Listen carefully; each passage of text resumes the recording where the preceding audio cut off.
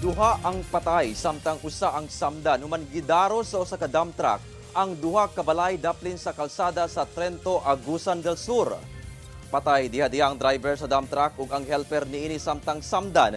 Ang tag-iya sa usa sa mga balay human na gidaro sa dump truck ang duha ka balay sa barangay Cuevas, Trento, Agusan del Sur adlawng Lunes banda alas 12 sa udto.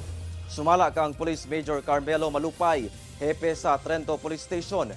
Ang driver giila nga si Jason Salibay ug driver niini nga si John Paul Havana nga pulos residente sa Santa Josepa, Agusan del Norte ug ang tag-iya sa usa sa mga balay nga si Marilyn Pontinar nga samdan og nagpaayo sa ospital.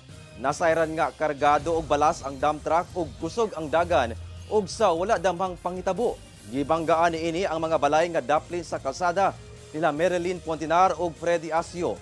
Maayo na lamang kaya walay tao ang balay ni Asio sanglit birthday ni ini ug sayong nang lakaw ang pamilya aron mga ligo og dagat.